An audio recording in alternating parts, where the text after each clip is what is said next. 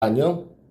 오늘은 여자 얘기 말고 이슈로 떠오르고 있는 의대 입학 정원을 늘려야 된다 라는 주제를 갖고 오늘은 얘기를 해볼 생각이야. 지난 1년간 정부는 의료 현안 협의체라고 하는 협상 테이블을 만들어서 28차례 의대 정원을 늘리는 얘기서부터 의료 사고에 대한 어떤 두려움이라든가 필수 의료 분야에 대한 얘기, 또 지역 수도권에만 의사들이 몰려있는 어떤 상황, 지역 병원들이 활성화될 수 있도록 하는 것들, 이런 것들에 대한 얘기를 했는데, 이 과정에서 안타깝게도 뭐 얘기를 같이 이렇게 뭘 해보겠다 이렇게 안 했다는 거지.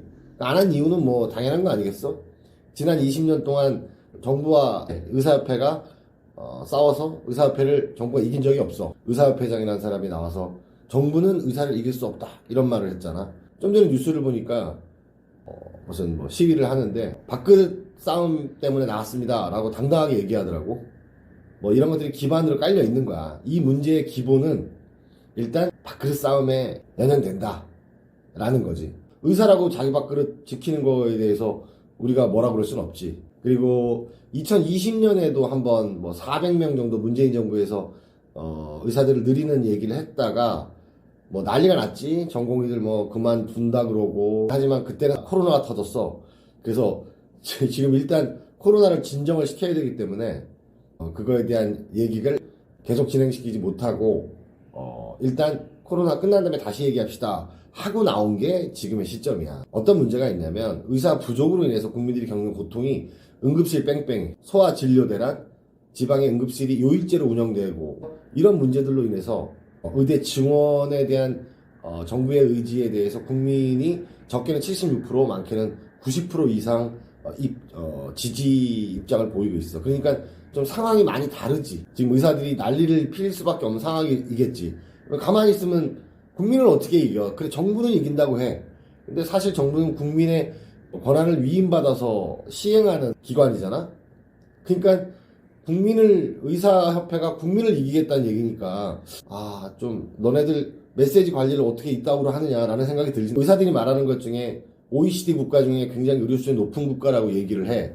근데 사실 그렇지 않아. 여러 가지 의료 건강 관련된 지표들을 보면 우리나라 OECD 중간 정도의 수준이라고 하고, 의료가 건강에 차지하는 비율이 30% 정도밖에 안 된대. 60%는 우리 스스로가 건강해진 거야. 근데 그걸 갖고선 의사들이 우리가 세계적인 수준에 있다, 거의 탑 수준이다 그러는데, 최근 나타나고 있는 응급실 뺑뺑이, 소아 진료대란, 이런 것은 OECD 국가에서는 찾아보기 힘든 굉장히 후진적인 국가에서나 볼 수 있는, 그래서 외국의 전문가들이 보면 약간 코웃음을 칠 수 있는 상황이라고 이렇게 본다고 하네. 의사 소득 수준을 이야기할 때는 그 나라 평균 근로자의 소득의 몇 배를 받느냐, 이거를 의사 소득의 수준으로 가늠을 하는데, 우리나라는 몇 배인지 알아? 6.8배야. 7배라고 보면 돼. 우리나라 평균 연봉이 4천, 4,500? 7배라고 생각하면 한 4억 가까이 되는 수준이지. 의료비 지출을 환산을 하면 연간 한 10조 정도가 된다는 거야.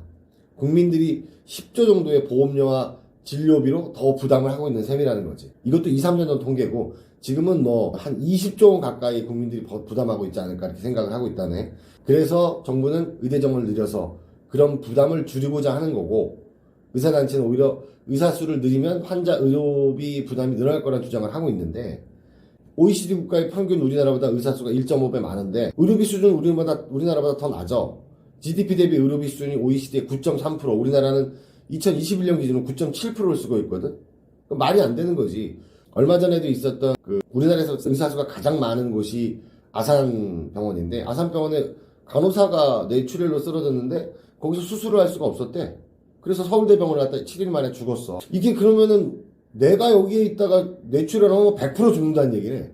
뇌출혈 당하지 맙시다. 우리 사회가 의사가 부족해서 생기는 낭비적인 지출이 한 30조 원이라고 얘기를 하니까, 우리가 100조 원의 의료비를 쓰고 있는데 그중에 30%가 낭비다 라고 이게 조사라고 논문이 있어. 그 돈을 아껴서 의사를 늘리고 늘어난 의사를 위해 비용을 지출하고, 그리고 필수적인 의료 시스템을 좀 더 강화시키고, 의사협회에서 얘기하는 것 중에 진료 수가를 좀 올리면은 해결될 수 있다는 말이 있는데, 그게 예전에 흉부외과라든가 산부인과한테 올려준 적이 있어. 30%에서 100%까지 올린 적이 있는데, 올렸음에도 불구하고 그 이후에 어떤 변화는 없었어. 종합해 보면 현재 밥그릇 싸움 때문에 나왔다.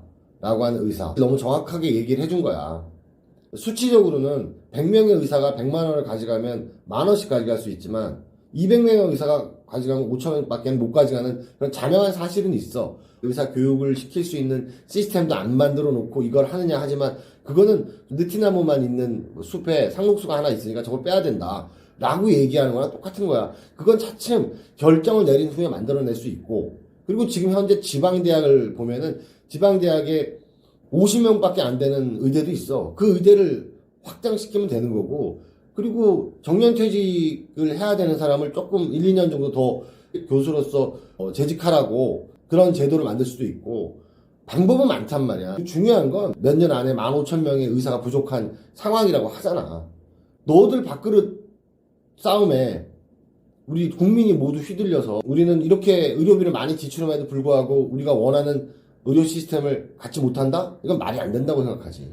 또 의사들 하는 얘기 중에 수도권으로 아무리 더 의사를 많이 만들어도 또 수도권으로 몰릴 것이다 이렇게 얘기하는데, 이 부분에 대해서 내 생각은 그래. 지방 의대에 가는 애들이 다 수도권 애들이야. 반이 수도권 애들이라고. 그 아이들이 지방에서 공부만 하고 수도권으로 올라오면 너무 자연스러운 일이야.